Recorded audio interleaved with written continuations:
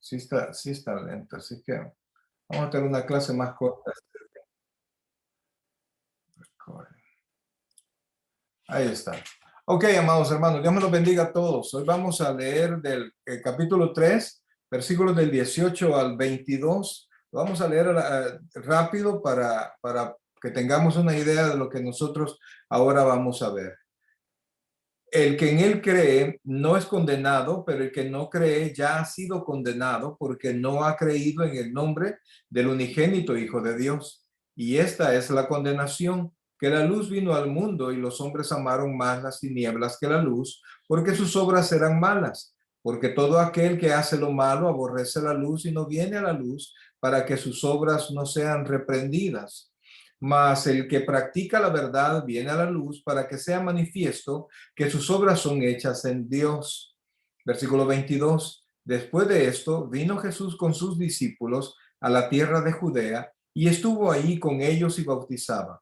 Juan bautizaba también en Enón, junto a Salim, porque había allí muchas aguas, y venía y eran bautizados, porque Juan no había sido aún encarcelado. Entonces hubo discusión entre los discípulos de Juan y los judíos acerca de la purificación, y vinieron a Juan y le dijeron: Rabí, mira que el que estaba contigo al otro lado del Jordán, de quien tú diste testimonio, bautiza y todos vienen a él. Respondió Juan y dijo: no puede el hombre recibir nada si no le fuere dado del cielo. Vosotros mismos me sois testigos de que dije: yo no soy el Cristo, sino soy enviado delante de él. Bien, amados hermanos, el que tiene la esposa es el esposo, mas el amigo del esposo que está a su lado le oye, se goza grandemente de la voz del esposo. Así pues, este es mi gozo cumplido. Es necesario que crezca, pero que yo mengue. Eso es lo que vamos a ver ahora. Y lo vamos a dividir en dos partes, ¿verdad? Vamos a ver qué tanto nos permite esto avanzar, ¿verdad? Vamos a dividir, perdón, el Señor les bendiga, lo vamos a dividir en dos partes. Uno, los resultados de la incredulidad, y dos, cambio en el ministerio público y cambio de pacto. Ok, ahí está el texto que leí, que corresponde a la primera parte, ¿verdad? El que en él cree no es condenado, ¿verdad? Eso ya lo leímos, pero el que no cree ya ha sido condenado. Esta parte que vamos a leer en este momento, y pónganle mucha atención porque se refiere al resultado de la incredulidad. Estos 4 versículos están dirigidos a los dos aspectos, positivo y negativo, de el creer en Cristo. El resultado de creer en Cristo definitivamente que es la salvación. Y por eso dice el versículo 18, el que en él cree no es condenado. O sea, el resultado no es condenado. Pero después dice, pero el que no cree ya ha sido condenado porque no ha creído en el nombre del unigénito Hijo de Dios. Vamos a avanzar entonces. Dice, vamos a leer. Aunque Dios en su misericordia ha ofrecido la salvación del mundo por los méritos de Cristo, esa salvación no se puede apropiar sin la fe del pecador arrepentido, para quienes responde con incredulidad al evangelio. Su destino al final está marcado por el juicio divino.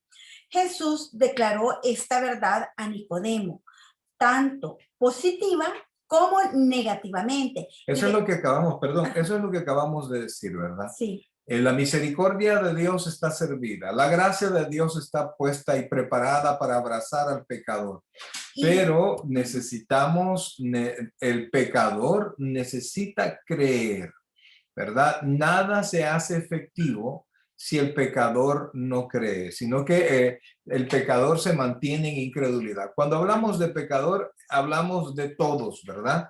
La diferencia entre ustedes y entre nosotros y los inconversos es que nosotros hemos creído. Somos pecadores, nos equivocamos, pero ahora hemos creído y en el poder de Dios vamos mejorando, vamos cambiando. Entonces, esta propuesta del Señor la vamos a ver desde dos partes, una positiva como negativa. Vamos a ir a la positiva.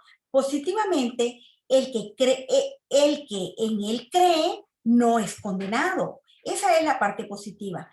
En el Evangelio de Juan, de Juan, Jesús declaró más adelante: de cierto os digo, el que oye mi palabra, el que cree al que me envió, No, vamos de regreso. El que oye mi el palabra. que oye mi palabra y cree al que me envió, tiene vida eterna y no vendrá a condenación, mas ha pasado de muerte a vida. Eso es según Juan 5:24. Entonces vemos que la Biblia es bien tajante al respecto, ¿verdad? No hay donde nosotros podamos dejar en relativo esto, ¿verdad? No, pero es que depende si es buena gente o no es buena gente, no.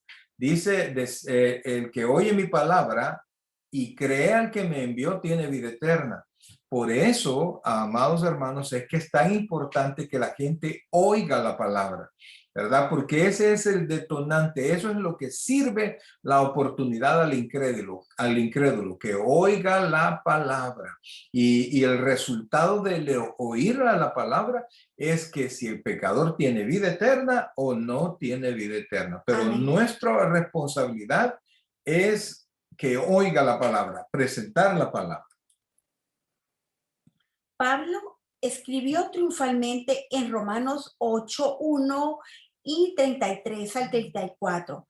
Ahora pues, ninguna condenación hay para los que están en Cristo Jesús. ¿Quién acusará a los escogidos de Dios? Dios es el que justifica. ¿Quién es el que condenará? Cristo es el que murió, aún el que también resucitó, el que además está a la diestra de Dios, el que también intercede por nosotros. Correcto, ahí está la oferta, ahí está la bendición y las palabras son sumamente claras. Y nos dice también, perdón la interrupción, nos dice también cómo clamarle a Dios, cómo llegar al Padre, intercediendo por medio del Señor Jesucristo, que es quien intercede por nosotros. Así es, entonces, si escucha la voz del Padre, la voz de Jesucristo y cree el Evangelio de nuestro Señor Jesucristo, entonces ahí resulta la pregunta: ¿quién acusará y quién condenará? ¿Verdad? Porque Cristo murió. Luego dice: David dijo en el Salmo 32:1 y 2, lleno de alegría: dichoso aquel a quien se le perdonan sus transgresiones, a quien se le borran sus pecados. Dichoso aquel a quien el Señor no toma en cuenta su maldad y en cuyo espíritu no hay engaño. ahí está, ¿verdad? Estamos viendo la parte positiva de la presentación del Evangelio, de creer en Jesucristo. Pero el que no cree ya ha sido condenado porque no ha creído en el nombre del unigénito Hijo de Dios. ¿Cuál es el nombre del unigénito Hijo de Dios? Jesucristo. Entonces, ahora vamos con la parte negativa. Pero el que no cree ya ha sido condenado, porque no ha creído en el nombre del unigénito Hijo de Dios. Vea, por favor, que antes que se presentara la palabra, el pecador ya estaba condenado. O sea, antes de que usted viniera a Cristo, hermano, usted estaba condenado. No es que iba a ser, sino que usted ya estaba condenado y Dios nos ha sacado de esa condenación, y nos ha dado vida, ¿verdad? Pero la situación es que ya estábamos condenados y al rechazar la oferta del unigénito Hijo de Dios, la sentencia queda determinada. Por nuestra naturaleza, ya venimos con nuestra naturaleza pecaminosa. Por eso es importante, aquel que no ha escuchado la palabra, nuestros familiares cercanos, nuestros hijos, aunque estén pequeños, debemos de presentarle el plan de salvación para que puedan entrar en este nuevo nacimiento que es en Cristo Jesús. Okay. Aunque la sentencia final de quienes rechazan a Cristo sigue siendo futura, según Juan 5:28 y 29. Su juicio tan solo consumará lo que ya había comenzado. Se condenará a los perdidos porque no han creído en el nombre del unigénito Hijo de Dios, que Ahora, dijimos que es Jesús. correcto. Entonces, la condenación no es específicamente porque hacen cosas malas, porque todos hacemos cosas malas, todos. Aunque nos sintamos muy buena gente, aunque yo no soy tan malo como el otro, no. Hacemos algo malo, eso nos cuenta, es pecado. Entonces, pero la diferencia, amados, es que rechazamos a Cristo cuando la oportunidad se nos es presentada. La fe salvadora va más allá del mero asentimiento intelectual a los hechos del Evangelio. Oiga esto, perdón. Asentimiento es aceptar dentro de nosotros, o sea, creer y tener el conocimiento de decir, sí, eso es cierto, ¿verdad? Pero mucha gente reconoce que Jesucristo es Dios, mucha gente cree que la Biblia es verdad, pero no quiere nada con Dios, ¿verdad? Entonces, el solo decir, sí, yo creo que Dios existe, no nos hace receptores de la salvación, porque es necesario que nosotros tengamos una vida activa con lo que nosotros decimos creer, ¿verdad? Entonces no basta solamente con tener el conocimiento. Entonces dice, la fe salvadora va más allá del mero asentimiento intelectual a los hechos del evangelio. Incluye, oiga esto, y esto es bien importante, amados hermanos, porque no somos salvos por obras, pero cuando nosotros hemos creído en el Señor, esta fe, porque no soy yo, sino que es la fe que recibo de Dios, incluye sumisión y confianza en el Señor Jesucristo. Porque no podemos hacer separación cuando recibimos a Cristo, solo recibir la salvación, sino que tenemos que hacerlo nuestro Señor y nuestro Salvador de nuestra vida. Busquemos, por favor, Romanos 10, no, mejor Lucas 9, 23 al 25. Porque de repente, 9, 23 al 25, de repente consideramos que nosotros podemos, a pesar de que nosotros decimos somos salvos, podemos vivir como nos dé la gana y mantenemos nuestra salvación. No se trata de mantener, se trata de que si está o no está la salvación. Vamos a leerlo. Y decía a todos, si alguno quiere venir en pos de mí, niéguese a sí mismo, tome su cruz cada día y sígame. Porque hasta el 25. 25. Porque todo el que quiera salvar su vida y la perderá, y todo el que pierda su vida por causa de mí, la salvará. Perdón. Pues, ¿qué aprovecha al hombre que si gana todo el mundo y se destruye o se pierde a sí mismo? Hasta ahí. Ahora, entonces vemos acá que la fe salvadora incluye sumisión e incluye confianza en el Señor. O sea, no es que no viene de nosotros, sino que esa fe que salva nos ayuda, nos lleva a reconocer al Señor, a reconocer a Jesucristo como nuestro Salvador personal.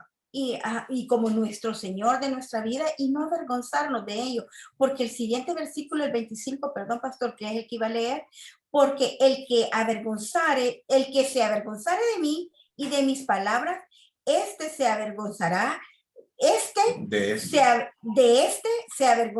avergonzará el Hijo del Hombre cuando venga en su gloria y en la del Padre y de los santos ángeles. O sea, la cosa no es que porque yo cambié después, Dios va a quitarme la salvación. No, es que mi salvación produce obediencia. Mi salvación produce en mí confianza respecto del Señor. Y eso es lo que realmente hace la diferencia. Amén. Ajá. Solo esta fe, solo esta clase de fe genuina produce el nuevo nacimiento, según Juan 3:7, y da como resultado corazones transformados y vidas obedientes. Hoy sí vamos al siguiente. es por eso que mucha gente dice recibir al Señor y su vida jamás cambió. Y se pudieron ir de la iglesia y no pasó nada, pues, y ellos tienen su vida y tranquilos y no hay nada en su corazoncito porque nunca vinieron a la vida espiritual verdaderamente. Tuvieron una emoción y por eso es bien importante recordar la parábola del sembrador, ¿verdad? Que no toda la semilla fructificó.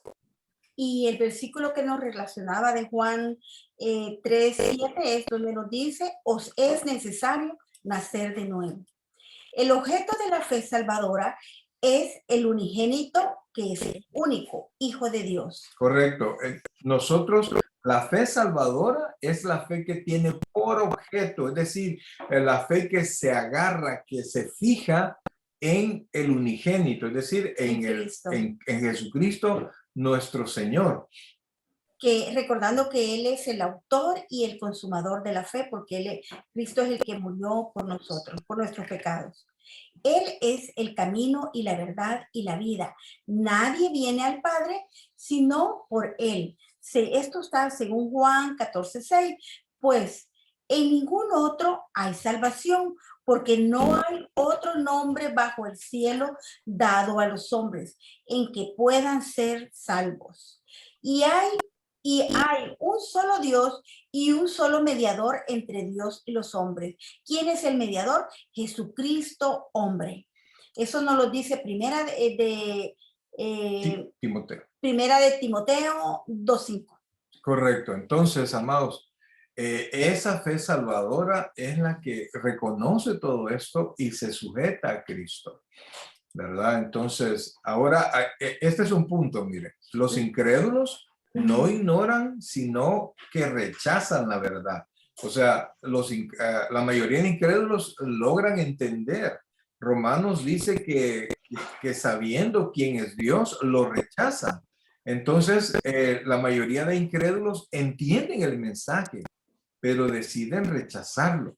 Por eso es que allá en el versículo 19, si usted se recuerda, leímos que esta es la condenación, que la luz vino al mundo, pero los hombres aborrecieron más la luz. Léelo, por favor. Los incrédulos no ignoran, sino que rechazan la verdad.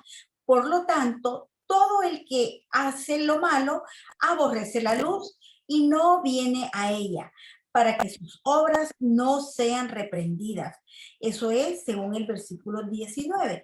Los incrédulos odian la luz, pues saben que ella revelará su pecado, resultando su condenación, porque rechazan al único que puede salvar de las tinieblas. ¿Quién es? Como repetimos, Jesús. Imagínense, hermano, imagínense que por alguna razón de repente se revelara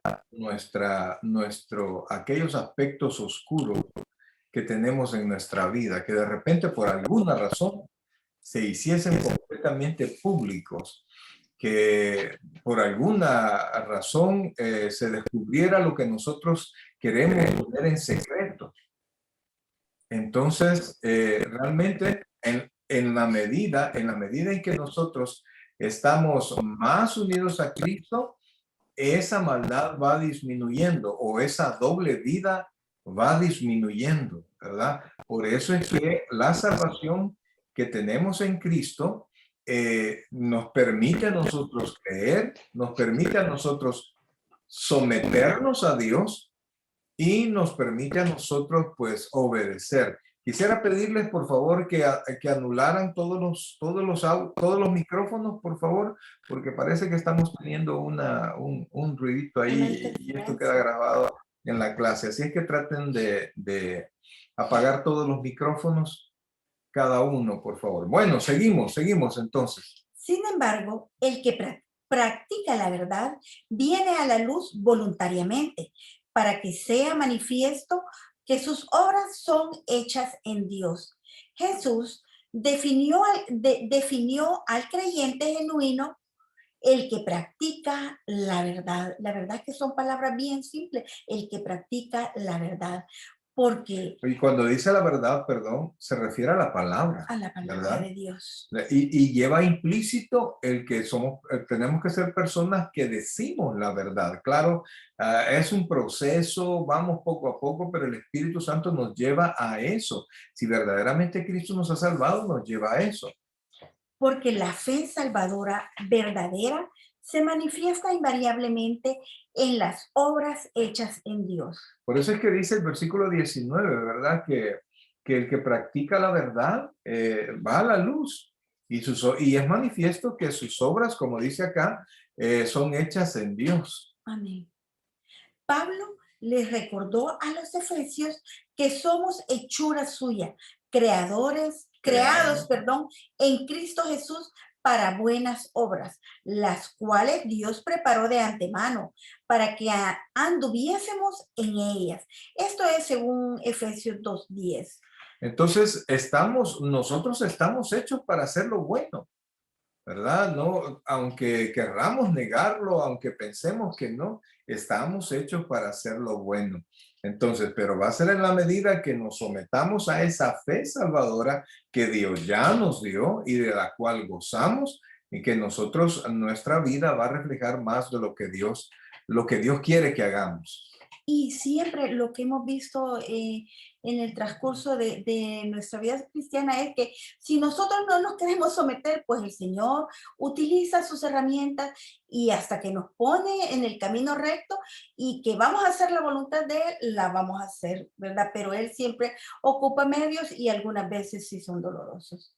Así es, y por eso es que después dice en este párrafo, los redimidos siempre hacen frutos dignos de arrepentimiento, pastor, pero yo a veces me equivoco, pastor, usted mismo se equivoca, es cierto, pero inmediatamente del error comenzamos nosotros a tratar de cambiar. De- ¿Verdad? Entonces, el cambio ese, el reconocer el error, el buscar enmendar, es un fruto digno de arrepentimiento. De hecho, De hecho, es por hacer fruto de buenas obras que demuestran ser discípulos de Jesús. De otro lado, todo árbol que no da buen fruto es cortado y echado al fuego. Esto lo podemos encontrar, este contexto en Mateo 7:19. entonces, todo árbol que no da buen fruto es cortado, pero usted no será un árbol cortado, amados. Usted es un árbol que ha sido plantado por Plantado. Dios. Amén. Y Entonces, también el hecho que estemos aquí queriendo aprender quiere decir que estamos junto a la corriente, queriendo tomar y llenarnos de esa agua viva que es Cristo Jesús. así es, y les recuerdo lo que a mí me dijeron cuando yo llegué a preguntar que cómo saber si yo era llamado para estudiar esto, para estudiar teología. Entonces, quien me entrevistó y me dijo, desde luego te lo estás preguntando, es porque ya te llamaron. Amén. Entonces, así es que ve a inscribirte y ahí comenzó una historia, ¿verdad? Aunque aquí no se indica ninguna respuesta de Nicodemo a la salvación, evidentemente él tomó en serio la advertencia del Señor, pues las referencias posteriores de Juan implican que se convirtió en un verdadero seguidor de Cristo. Podemos verlo ya más despacio en los textos de Juan 7:50 y 51 y Juan 19:39. Lo que Nicodemo, el personaje que no quiso aceptar el llamado del Señor cuando le dijo, te es necesario nacer de nuevo. Sin embargo, yo creo que después de haber escuchado todo, porque lo que hemos seguido leyendo estuvo a oídos de Nicodemo, ¿verdad? Pero después aparece en la Biblia, en ese capítulo 7, que Nicodemo, cuando se pensó en perseguir a Jesucristo para matarlo, él mismo abogó por Jesucristo y dijo que debían de ir a la reflexión, no vaya a ser que estemos haciendo algo malo. Y además, en el versículo 19, en el capítulo 19, habla que él mismo proveyó alrededor de 100 libras de flores aromáticas para la sepultura del Señor, ¿verdad? Entonces, ahí estamos hablando que alguien que ya no le importó que lo descubrieran, él había creído y ya no le importó el Sanedrín, ya no le importaron todos los judíos y él decidió pues darse color, ¿verdad? De lo que realmente era, que en lo que él se había convertido en un creyente. Pero quienes no quieren venir a Cristo para tener vida, enfrentan la certeza del juicio divino, como advierte solamente Solemnemente. como advierte solemnemente el escritor de Hebreos. Oiga esto y ponga atención, por favor, a este texto que nos va a leer la hermana Luisi, porque deberíamos nosotros de meditarlo. Y todas las personas, cuando reciben el Evangelio, es necesario que mediten este versículo. ¿Cómo escaparemos nosotros si descuidamos una salvación tan grande? Este descuidar se refiere principalmente no a cuidar constante todo el tiempo la salvación, sino que a no rechazar la oferta de Dios. Tengan cuidado de no rechazar al que habla, pues si no escaparon aquellos que rechazaron a los que los amonestaban en la tierra, mucho menos escaparemos nosotros si le volvemos la espalda al que nos amonesta desde el cielo, porque nuestro Dios es fuego consumidor. Por eso, amados hermanos, es que es tan importante, ¿verdad? Presentar el Evangelio correctamente. Nosotros no podemos hacer que nadie se convierta, ¿verdad? Así que ni siquiera nosotros mismos pudimos hacer nada para ser salvos, más que creer en Cristo. Entonces es nuestra responsabilidad que las personas escuchen del Señor, sea que nosotros les presentemos el Evangelio, sea que nosotros los llevemos a la iglesia, sea que nosotros invirtamos en que el Evangelio no se detenga y que nosotros pongamos nuestro esfuerzo en que esto continúe caminando, ¿verdad? Esa es la obra que nosotros podemos hacer, pero la obra del Espíritu Santo es la que va a trabajar en nuestra vida. Así es, él es el que realmente convierte al mundo, nosotros Amén. no.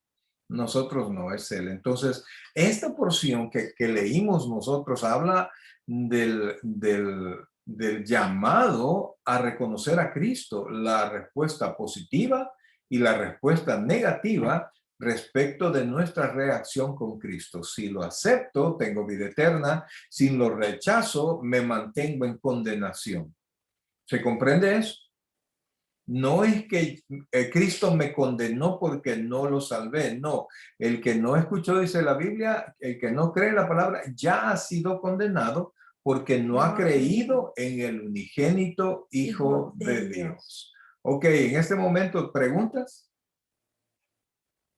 Creo que todo esto ya lo dominamos, ¿verdad? Todo esto lo sabemos, pero es importante porque esas 4 versículos son poderosos, son fuertes para salvar y para condenar, ¿verdad? Estamos hablando de Juan 3, del 18 al 21.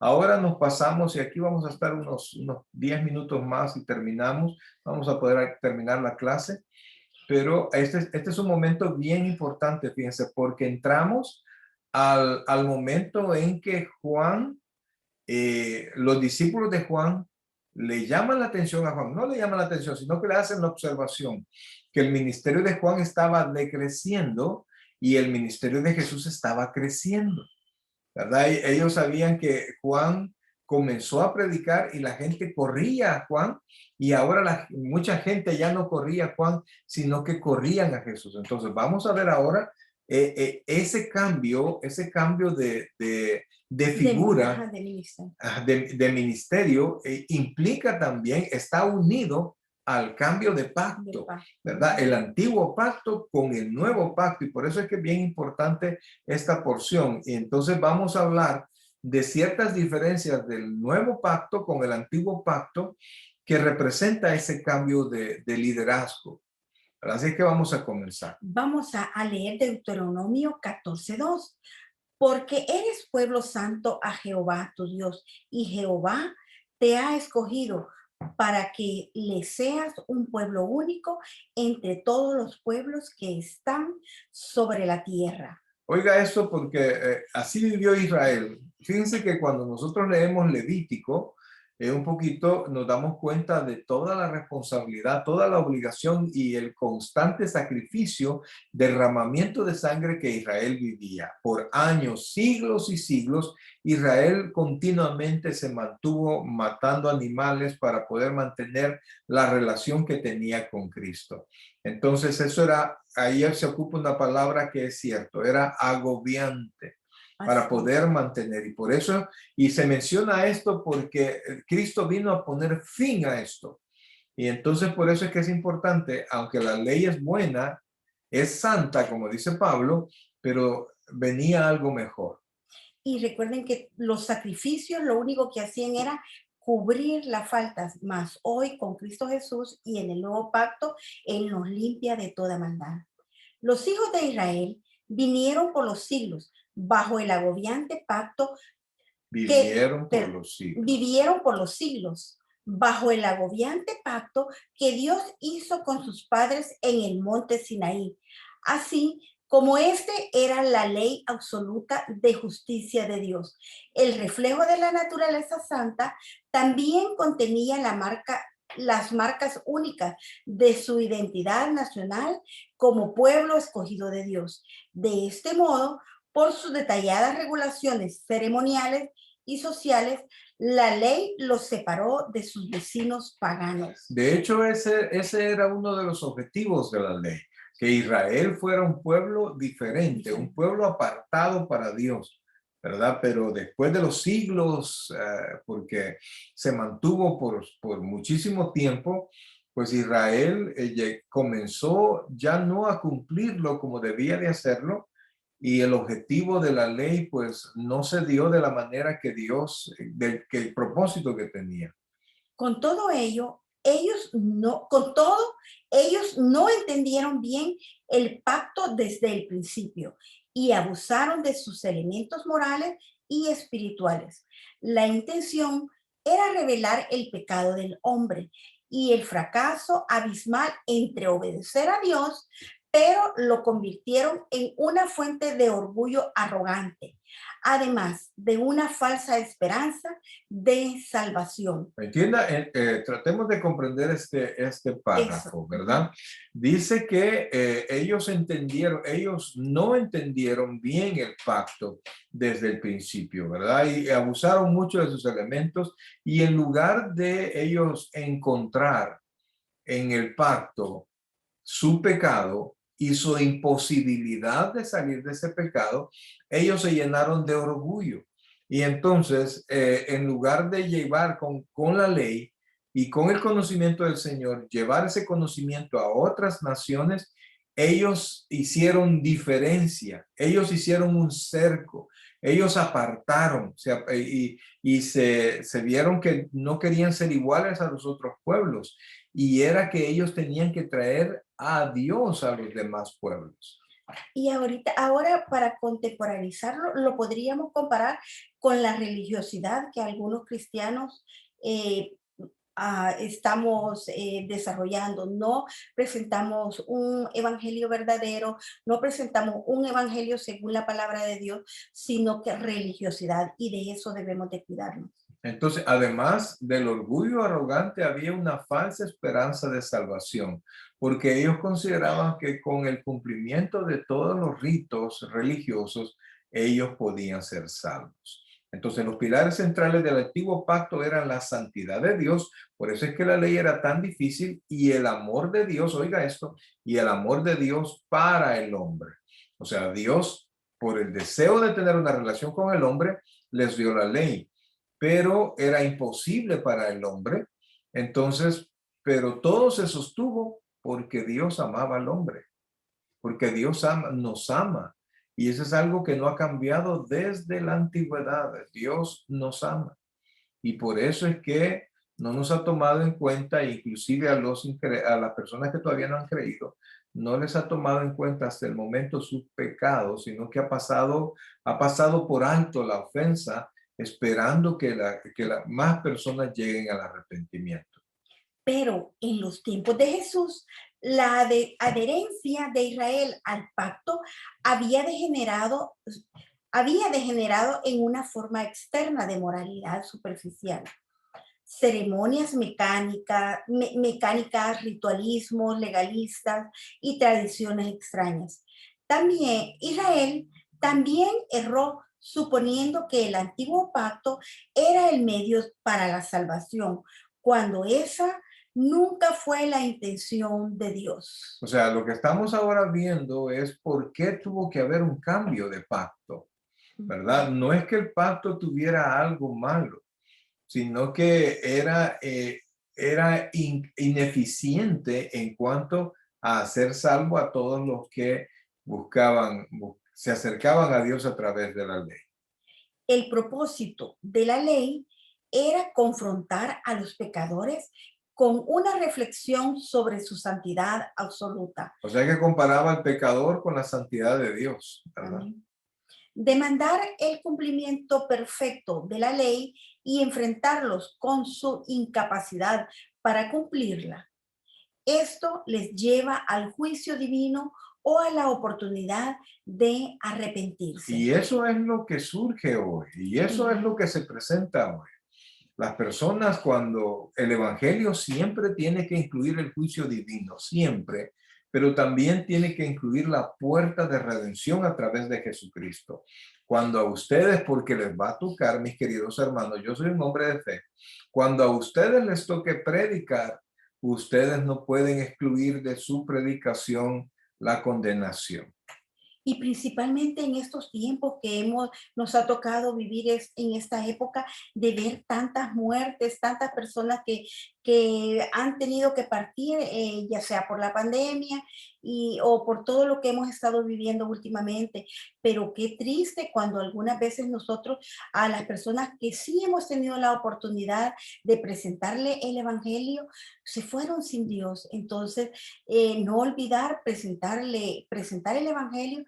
Y algunos dicen, ¿y por qué tengo que presentar las dos partes? Recuerdo que nuestros primeros tratados, y no sé si ahorita los nuevos pastores, que siempre presentábamos el cielo, infierno, y para que las personas tengan la oportunidad de conocer qué es lo que les espera si reconocen a Jesús como su Señor y Salvador, y qué es lo que les espera si lo rechazan a Jesús. Entonces, hemos dicho que, dice, el propósito de la ley era confrontar a los pecadores con una reflexión sobre la santidad absoluta de Dios y demandar el cumplimiento de la ley. Pues Dios dio una ley santa para que se cumpla, pero en el intento de cumplirlo, nos enfrentamos a la incapacidad de cumplirlo. Yo le pregunto a usted, la Biblia dice que nosotros seamos santos y la Biblia dice que nosotros seamos perfectos porque Dios es santo y perfecto, pero ¿cómo nos vemos nosotros ante ese requerimiento? Nos vemos incapaces, ¿verdad? Entonces, por eso es que nosotros tenemos que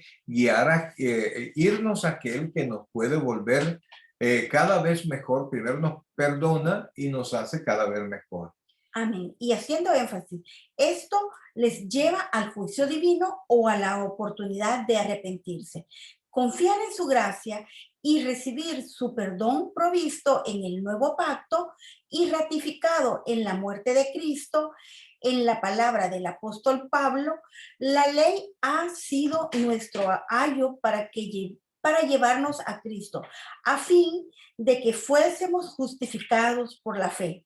Noten eso, por favor. El texto de Pablo, la ley nos ha servido a nosotros como un maestro que nos enseña que no podemos cumplirla, ¿verdad? Y por eso es que no tenemos que frustrarnos porque no cambiamos. No, ese es el objetivo de la ley. Entonces tenemos que ir a aquel que hizo la ley para que nos fortalezca. Vamos aquí, el viejo pacto. El viejo pacto no podía justificar a nadie. Sin embargo, apuntaba a la venida del Salvador, por medio de quien los creyentes podrían reconciliarse con Dios. Y según Romanos 5:10 nos dice, porque siendo enemigos, No, porque porque si siendo enemigos fuimos reconciliados con Dios por la muerte de su Hijo, mucho más estando reconciliados seremos salvos por su vida. Amén. Entonces, por eso es que nosotros tenemos que buscar la vida de Cristo. Ahora, Amén. entonces vamos, vamos ahora y nos enfocamos al cambio, a ese cambio de ministerio y es que simboliza el cambio del pacto. Y que es el nuevo pacto. Aproximadamente 600 años antes de la venida del Salvador, Aquí cuando dice venida de Salvador se refiere a la primera venida, ¿verdad? Dios le habló a su pueblo sobre el nuevo pacto por medio del profeta Jeremías. Eso lo podemos encontrar en Jeremías 31 y siguiente. Cuando Dios prometió la salvación en el nuevo pacto, indicó que el antiguo nunca sería la esperanza final. De este modo, el autor de Hebreos explica al decir, nuevo pacto ha dado por viejo al primero, y lo que se da por viejo y se envejece está próximo a desaparecer. Amén. Solo nosotros que vamos a ser renovados como el búfalo, Amén. ¿verdad? Pero de lo contrario, ahí dice que lo viejo está presto a desaparecer, hablando del viejo Del pacto. viejo pacto. El viejo pacto tenía cierta gloria inherente en él. Isaías escribió, le agradó al Señor por amor a su justicia, hacer su ley grande y gloriosa. Sin embargo, leamos lo que Pablo le recuerda en 2 Corintios 3:7 y siguientes. Amén. Entonces, definitivamente que a pesar de que el Antiguo Testamento, que también es conocido como el Antiguo Pacto, no hacía perfecto al hombre, pero era bueno, era santo, fue dado por Dios, era perfecto para la voluntad de Dios, pero no para hacernos perfectos a nosotros, ¿verdad? Sino que la implicación del Antiguo Testamento era un número uno, y ponga atención a esto, mostrar la santidad de Dios. Número dos, mostrar que el cumplimiento de la ley tiene que ser perfecto. Y número tres, mostrar la incapacidad del hombre por cumplirlo, ¿verdad? Esos son los objetivos y de tal manera que eso tenía que provocar arrepentimiento, ¿verdad? Ahora, 2 Corintios 3, del 7 al 11, dice así: si el ministerio de muerte grabado con letras de piedra fue con gloria, tanto que los hijos de Israel no pudieron fijar la vista en el rostro de Moisés a causa de la gloria de su rostro, la cual había de perecer, ¿cómo no será más bien con gloria el ministerio del Espíritu? Porque si el ministerio de condenación, hablando del pacto, del antiguo pacto, fue con gloria, mucho más abundará en gloria el ministerio de la justificación, porque aún lo que fue glorioso no es glorioso en este respecto, en comparación con la gloria más eminente. Es decir, no tuvo tanta gloria porque no consiguió lo que se quería, pero de la manera como el Señor lo presentó, sí fue glorioso. Porque si lo que perece tuvo gloria, mucho más glorioso será lo que permanece. Y esto es el nuevo pacto, ¿verdad? Entonces, el apóstol señaló en los versículos 7 y 11, la gloria del viejo pacto no era permanente, sino que se desvanece. Su intención era darle paso al nuevo. Las escrituras dejan claro que el nuevo pacto no solamente es una revisión del anterior, más bien se trata de algo completamente nuevo y diferente, pues solo el nuevo ofrece salvación. No hay salvación en otros pactos del Antiguo Testamento. El noéico, el Abrámico el sacerdotal, el davídico o mosaico son los pactos del Antiguo del Antiguo Testamento, Testamento. ¿verdad? La superioridad del nuevo pacto con respecto al anterior se manifiesta de varias maneras como demostración única de la gracia divina salvadora. Por ejemplo, estos son como ejemplos, amados, ¿verdad? Tiene un mejor mediador, que es nuestro Señor Jesucristo. Número dos, ofrece una mejor esperanza con base a mejores promesas y consigue lo que no conseguía el antiguo pacto, ¿verdad? Que es perdón completo. Amén. Eso lo tenemos en el nuevo pacto. Y el número 3, concede a todos los creyentes el acceso directo a Dios sin necesidad de sacerdotes ni sacerdotes. Correcto, entonces ahí estamos hablando que es diferente al anterior, porque el anterior urgían los sacrificios y urgían los sacerdotes. Y el número 4 es interno, escrito en el corazón, no en tablas de piedra. Y número 5, trae vida espiritual, no muerte espiritual. ¿Por qué decimos que trae muerte espiritual? ¿Por qué? Porque el antiguo pacto lo único que hacía era decir qué era pecado y qué no era pecado. 6. Resulta en justificación, no en condenación. 7, está potenciado por el poder liberador del Espíritu Santo.